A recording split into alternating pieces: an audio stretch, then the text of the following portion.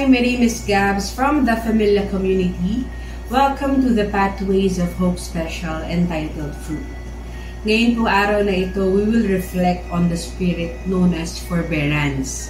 Often po understood as patience, perseverance, o kaya po yung mahabang pagtitiis. At pag-usapan po natin ngayon kung paano siya naipakita sa gospel natin that came from the Gospel of Matthew chapter 2 verses 13 to 18 o the story of the escape to Egypt. Ang atin pong ebanghelyo sa araw na ito begins with an urgent warning from an angel to Joseph. Ang sabi po ng anghel, "Get up, take the child and his mother and escape to Egypt. Stay there until I tell you, for Herod is going to search for the child to kill him." As we reflect po for today, imagine being in Joseph's situation sa katayuan po ni San Jose.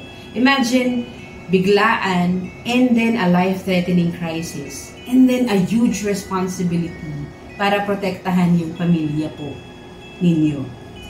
But Joseph, without hesitation, he obeys. Ginawa niya, he wakes up, gathers Mary and the infant Jesus, and then flees in the middle of the night papunta po sa isang foreign land, which is Egypt. Ito pong ebanghelyo natin ngayon shows us yung isang magandang halimbawa of forbearance o yung patience nating tinatawag. Si San Jose po had to trust God completely and then pagdaanan yung hardships of travel at yung pamimirme sa Egypt until safe na bumalik sa Israel. Ang forbearance po o patience, ang nangyari kay Joseph, it allowed him to persevere through uncertainty, number one. Pangalawa, yung discomfort. At pangatlo, yung takot. At lahat po ito ay para sa ikakatupad ng plano po ng Panginoon. So, habang nagre-reflect po tayo ngayon, pag-usapan po natin ano po yung matututunan natin dito sa fruit of the Spirit called forbearance. Number one, forbearance o patience requires trust in God's timing. Kagaya po ni San Jose, tayo po dumadaan tayo sa mga situations where we don't fully understand what's happening. O kaya kung gaano katagal natin pagdadaanan yung mga pagsubok sa buhay natin. Pero ang forbearance po, ito rin ang nagtuturo sa atin to lean on God's wisdom. Second, at yung kaalaman na ang Panginoon nakikita niya yung bigger picture kahit tayo po hindi natin nakikita. Pangalawa, forbearance involves action. Ang pagpapasensya po at pagtitiis, laging kalakip nito ay action.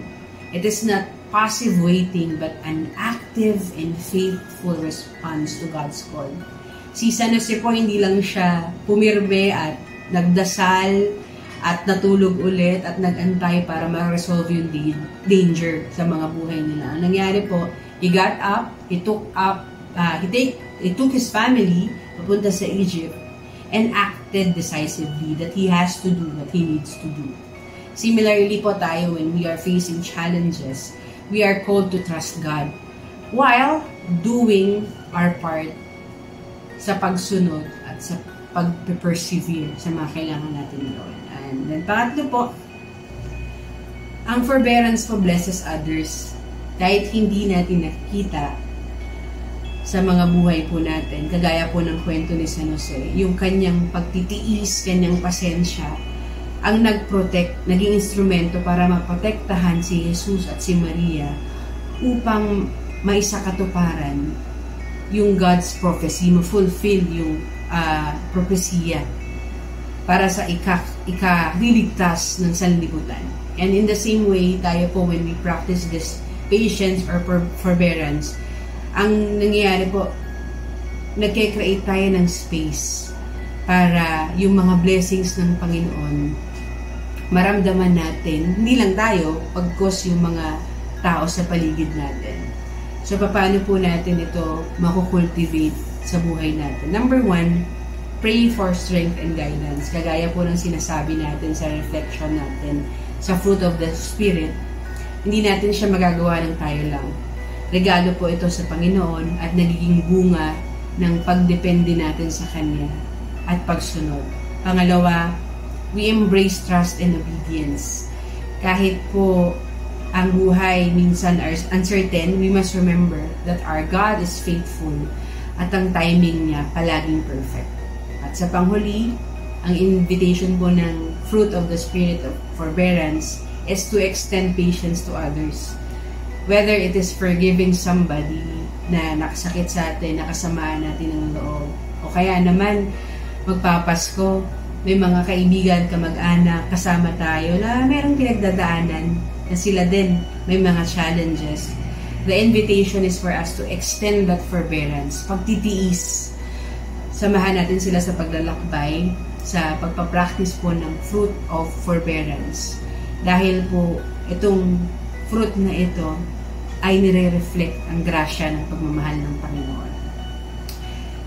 Sa pamuli po, sa pag-reflect natin sa example po ni Joseph, let us remember ang forbearance po is a choice to trust, to obey, sumunod sa Panginoon, and to endure whatever challenges we have for the sake of God's greater plan for our lives and for the lives of the people around us.